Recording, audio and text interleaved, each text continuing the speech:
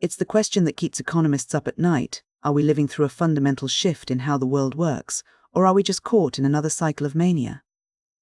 To find the answer, we have to look back at the late 1990s, a period defined by the new economy. Back then, the rise of the internet created a strange kind of double standard in the financial markets. As researchers have noted, investors were often willing to pour massive amounts of capital into these new economy startups based on nothing more than a big idea or a speculative vision. These companies didn't need to show earnings or even a clear path to profit.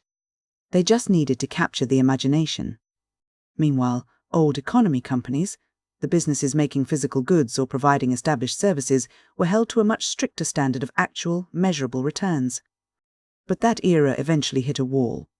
When the tech bubble finally burst in the spring of 2000, the reality set in. Many of those internet startups simply couldn't recover their costs. Some economists point to a theoretical disconnect.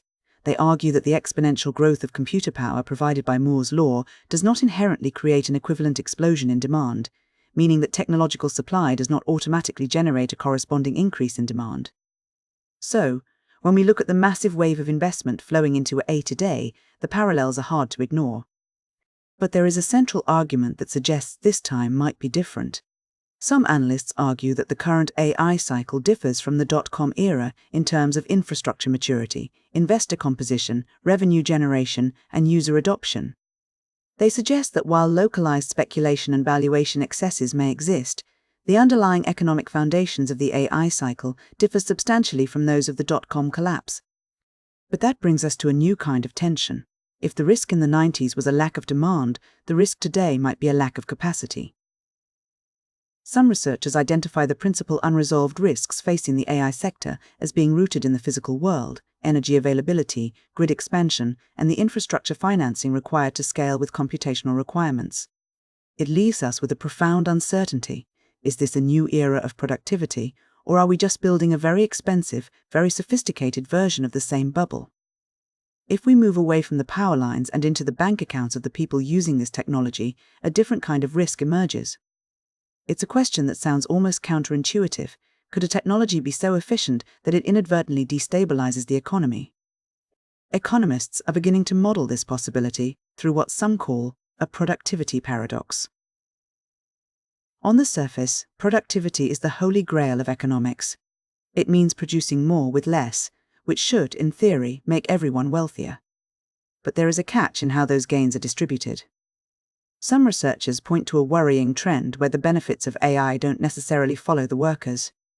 They cite data suggesting that only 3 to 7% of AI-driven productivity gains reach workers, with the remainder accruing to capital owners. When you follow that logic, you run into a theoretical feedback loop.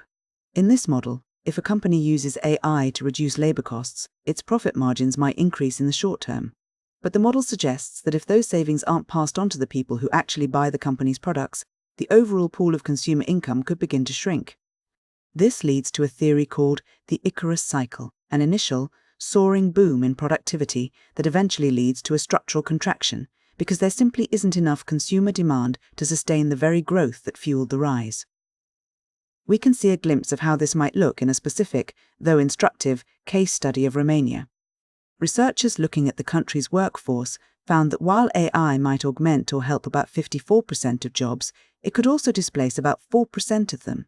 In a country where nearly 30% of the workforce is employed by foreign corporations, the impact of these shifts can feel asymmetric. Decisions about automation might be made in a boardroom halfway across the world, leaving the local economy to deal with the sudden drop in purchasing power. This is where the theory evolves into something even more volatile, the displacement spiral. Some macro-financial models suggest that if AI adoption happens too quickly, we might see an effect called ghost GDP. This is the idea that AI-generated output begins to substitute for labor, generated output so rapidly that it actually slows down the velocity of money. Essentially, the economy is producing things, but the money isn't circulating through the hands of workers the way it used to.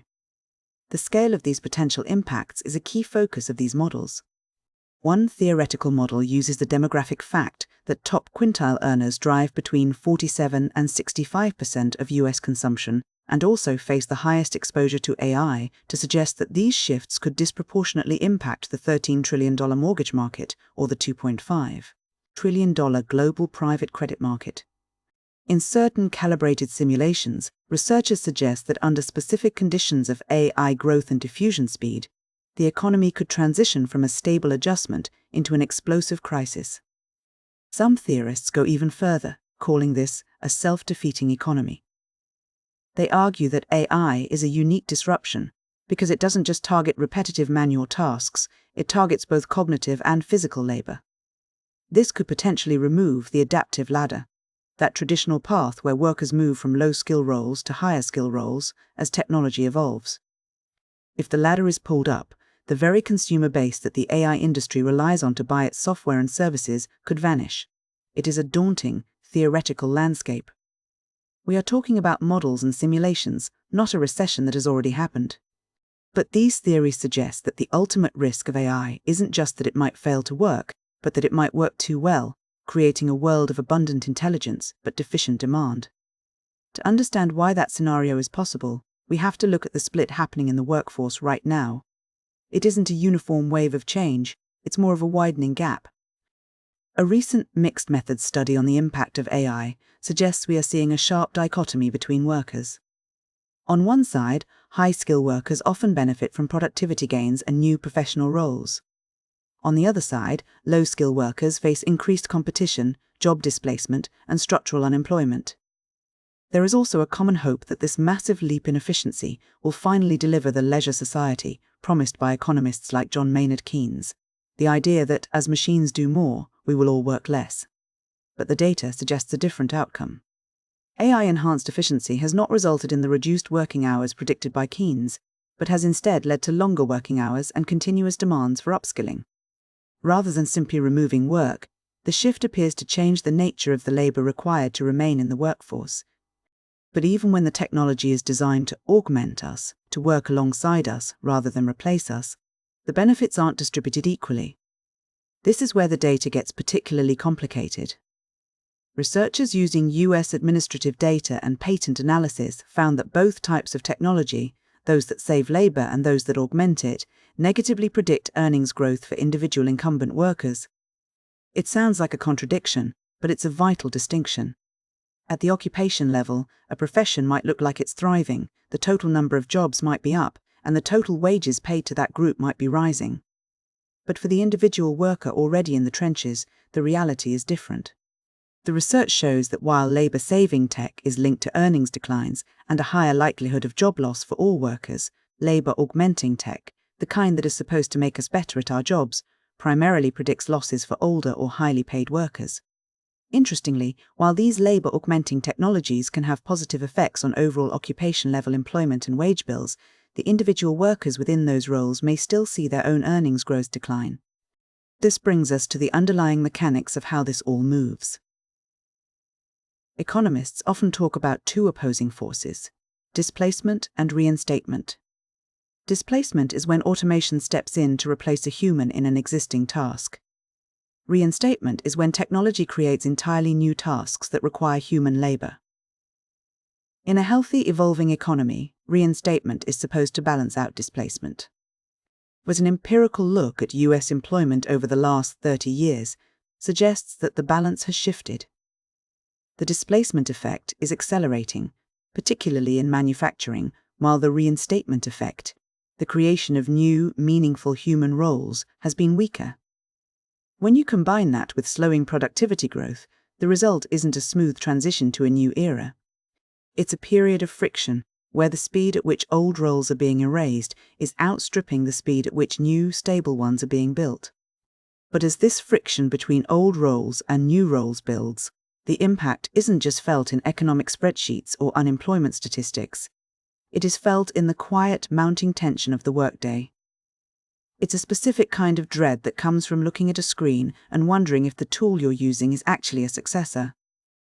We can see the scale of this tension in the digital spaces where people vent their frustrations. Researchers recently analyzed over 1,400 narratives from Reddit to understand how people are talking about AI. The way researchers measured the sentiment actually changed the results. A Veda sentiment analysis of the posts found 52% positive sentiment, centered on how AI can be a helpful tool. However, when researchers used a different method, BERT sentiment analysis, to look for deeper concerns, they identified 51% negative sentiment regarding job loss. This digital discourse revealed themes of shattered trust and eroded identities, suggesting that for many, it wasn't just about losing a paycheck, but a feeling that their expertise was being devalued. This isn't just a feeling shared in anonymous forums, it is a documented psychological phenomenon.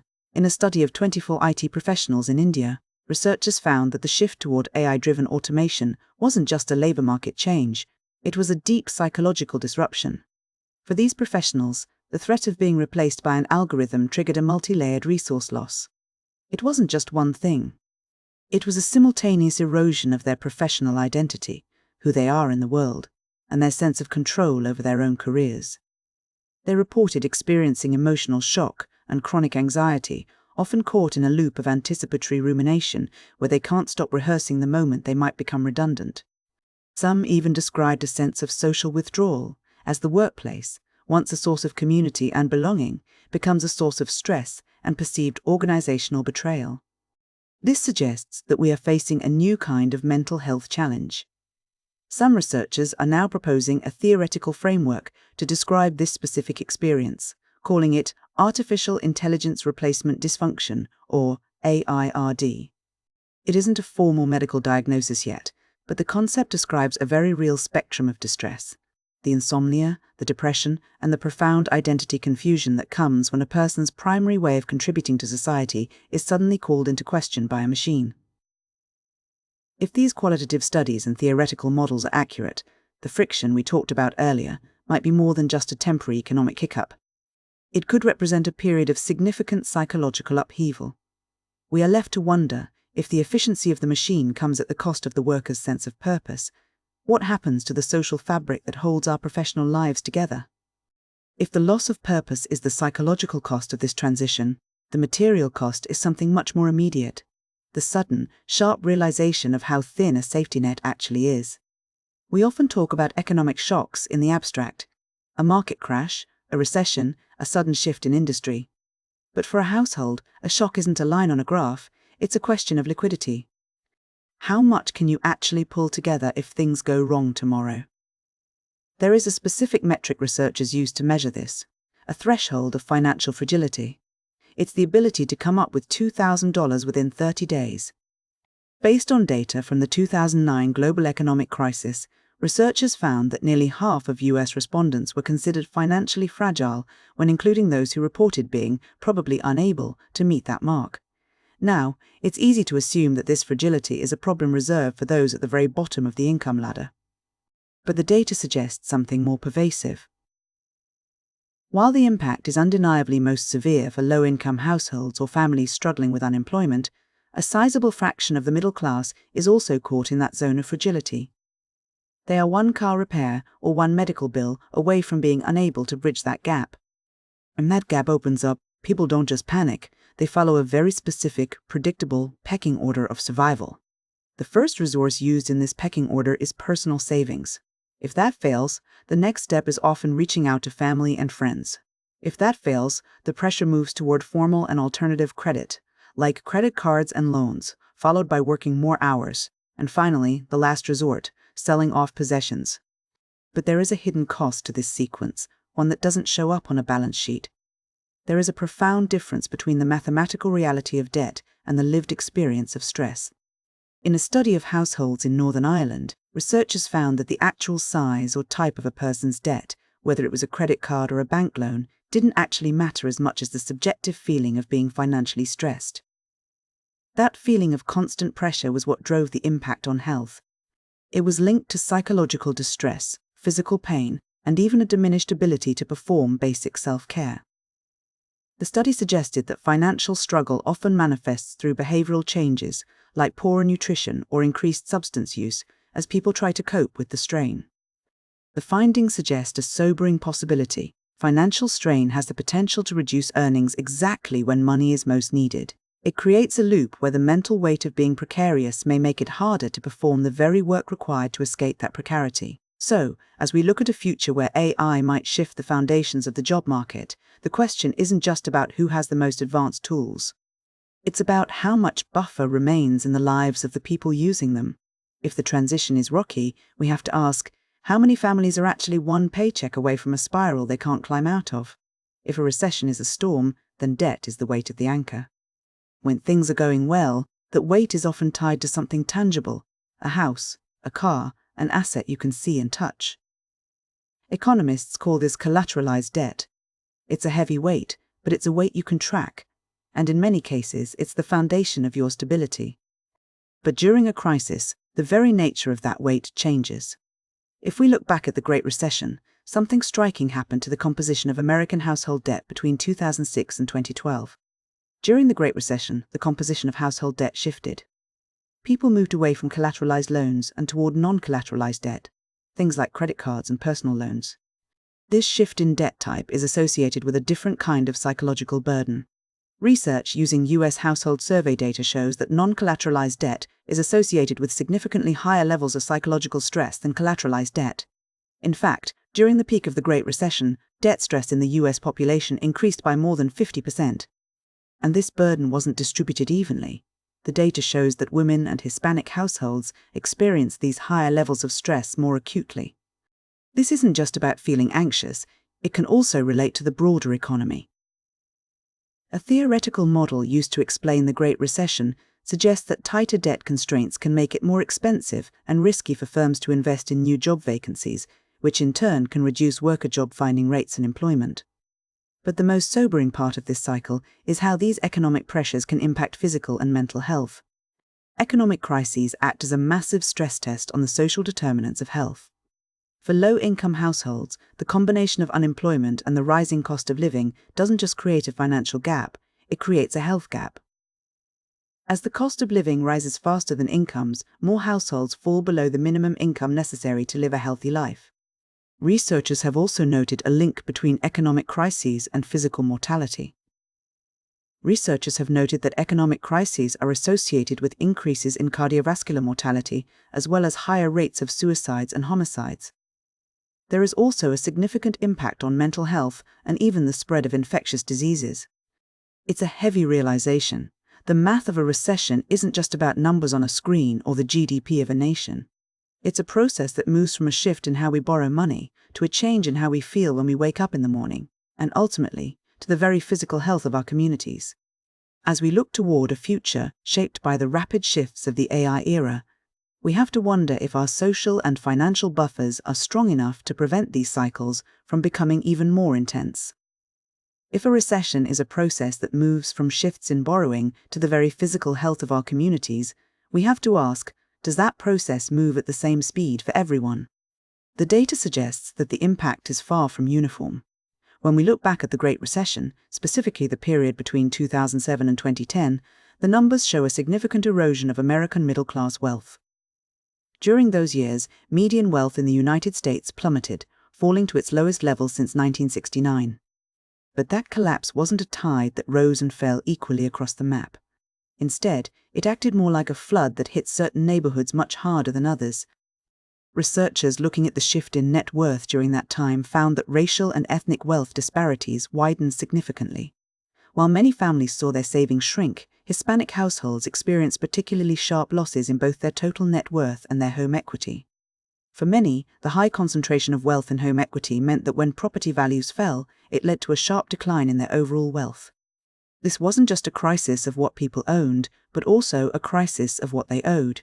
Throughout the 2000s, a shift in the cost of higher education from the state to students and their families was associated with increased indebtedness across a wide range of households.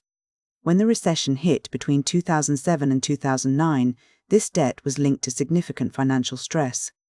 Data from the Survey of Consumer Finances shows a robust positive relationship between the burden of student loans and the likelihood of financial stress. And the data shows a divide. Black and Hispanic households with student loans experience much higher levels of that stress compared to white households. This creates a specific kind of vulnerability for younger people. If you look at households under the age of 45, the data shows they saw a sharp decline in wealth during those years, both in terms of the actual dollars they had and their relative standing compared to older generations. When we talk about how people saved their way through a recession, the reality is often less about building a nest egg and more about survival. During the 2007 crash, we saw a widespread shift in how people handled their money. People did reduce their spending and they did try to increase their savings, but they weren't necessarily putting more money into retirement accounts or long-term investments. In fact, contributions to retirement and savings accounts actually declined on average in 2009. Researchers suggest that the increase in saving rates might actually reflect a considerable decline in household debt, specifically through the paying down of mortgage debt. This shift occurred alongside a growing pessimism among consumers, who expected credit to become harder to obtain in the years to follow. So, when we ask if a recession hits everyone the same, the historical evidence suggests that the squeeze is felt most acutely by those already standing on thinner ground, those with less accumulated wealth, those carrying the weight of student loans, and those belonging to communities that have historically been excluded from the primary engines of American wealth. For these groups, a recession isn't just a market correction, it's a period of increased vulnerability and financial risk. When we talk about a recession, we often use the language of macroeconomics, GDP, unemployment rates, and market corrections. But for the person standing in the middle of it, the crisis isn't just a statistic, it's a deeply personal experience that can impact a person's sense of purpose and daily structure. In a qualitative study of people in Sweden who lost their jobs during an economic downturn, participants described more than just financial stress. They reported feelings of insecurity, stress, and a loss of dignity. They described how losing work impacted their social lives and their sense of belonging. They found that for those who stayed unemployed for longer periods, negative emotions and feelings of distress only deepened. This erosion of identity doesn't stay contained within the individual. It often spills over into the most intimate parts of a life. Data from the German socioeconomic panel shows that different types of job loss are associated with different levels of risk for a marriage. For husbands, being dismissed from a job is associated with a 74% higher risk of marital dissolution, while being affected by a plant closure is associated with a 54% higher risk. Perhaps most telling is that this isn't just a temporary shock. The risk of a marriage ending remains elevated even after the individual finds a new position. The researchers suggest that the relationship between job loss and marital dissolution is mediated by changes in working hours and wages. Interestingly, the study found that a wife's job loss was not associated with a similar increase in the probability of divorce. When the stability of the home and the dignity of the self are both under threat, the coping mechanisms can become destructive. Looking at data from 11 European countries between 2006 and 2012, researchers found that becoming unemployed was associated with a 55% increase in the risk of becoming a hazardous drinker for adults in the 50 to 64 age demographic. This wasn't just an individual phenomenon either. As national unemployment rates rose, so did the incidence of hazardous drinking across the population. This suggests that when the economic floor falls away, there is a statistical association between rising unemployment and increased rates of hazardous drinking. So, when we ask what happens to a life when work disappears, the impact can be profound. In digital discourse and social media sentiment, people often express themes of lost dignity, shattered trust, and a strain on the stability of the home. It is a reminder that the economy isn't just a system of transactions, it is the scaffolding upon which much of our social and personal stability is built. But there is a deeper, more structural reason why these shifts feel so sudden, even when the warning signs have been flashing for years. It isn't just that the economy is complicated, it's that our brains are fundamentally poorly equipped to track the speed of change. Psychologists and researchers call this exponential growth bias. It is the human tendency to look at a process that is accelerating, like the spread of a virus, the warming of the planet, or the rapid adoption of a new technology, and assume it will continue at a steady, predictable, linear pace. We see a step, then another step, and we assume the next step will be the same size. But exponential growth doesn't work like that. It starts slow, almost imperceptibly, and then it curves upward, turning a gentle slope into a vertical wall in a very short amount of time. When we apply this bias to our own lives, it can lead to significant errors in how we manage our finances. Legal scholars have noted that this bias makes us susceptible to sophisticated marketing and can lead us to err in decisions involving borrowing and saving, as we underestimate how quickly interest can compound or how quickly a market can shift. We see a similar pattern in how people perceive the risks of losing their jobs. Research into worker expectations shows a strange, contradictory pattern. When economic downturns hit, people actually tend to overpredict the probability of losing their jobs, but they significantly underestimate the duration of that unemployment. We know the storm is coming, but we consistently underestimate how long we will be stuck in the rain. This miscalculation has a direct, measurable impact on the stability of the home. When people lose their jobs, they tend to reduce their total spending by about 9% on average. Research shows that this reduction in spending is similar whether the job loss was expected or a total surprise. This highlights a tension between the rapid pace of technological change and the slower, more linear way households often manage their finances. When the scale of a shift accelerates, the window for adjusting a budget or a career path can shrink faster than people realize. Theoretical models suggest that if AI adoption happens too quickly, it could trigger a displacement spiral, where the loss of jobs reduces the very consumer demand that AI companies need to survive. In such a scenario, the economic shift happens so fast that traditional stabilizers may struggle to keep up. This brings us to the central tension of our moment, the massive, soaring promise of a new economy versus the lived reality of the old economy. We see it in the stock market, where valuations for AI companies reach heights that seem to defy gravity. But history suggests that a technological revolution doesn't always translate into a broad economic revival. If we look back at the late 90s, there was a similar sense that a new economy was arriving, a digital transformation that would change everything. But researchers analyzing US productivity from that era found that the hype didn't match the widespread reality. While there were bursts of growth in certain sectors, about 88% of the private economy, outside of the durables manufacturing sector, never actually saw that promised productivity revival. Today, we face a different kind of uncertainty. We are watching a theoretical tug-of-war play out in real time. On one side, there is the hope of massive efficiency. One theoretical model applies a concept called the Jevons paradox to explain why this might actually create more work rather than less. In the legal profession, for example, the idea is that if AI makes legal services much cheaper, it won't just replace lawyers, it will unlock a massive untapped market. There are 50 million Americans currently excluded from legal assistance who might finally be able to afford help, potentially expanding the entire industry. But on the other side, there is the risk of a displacement spiral, the fear that if AI becomes too efficient at replacing workers, it could inadvertently erode the very consumer demand that keeps the economy moving. If the people who drive the economy lose their purchasing power, the whole system starts to starve itself.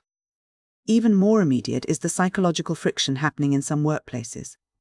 A study of 392 employees in China's e-commerce sector found that the positive technological empowerment provided by AI was linked to a negative psychological threat of job insecurity, which in turn impacted performance. Researchers in that specific study described this relationship as a suppression structure, where job insecurity acts as a mediator between AI application and worker performance. This leaves us with several massive, unanswered questions.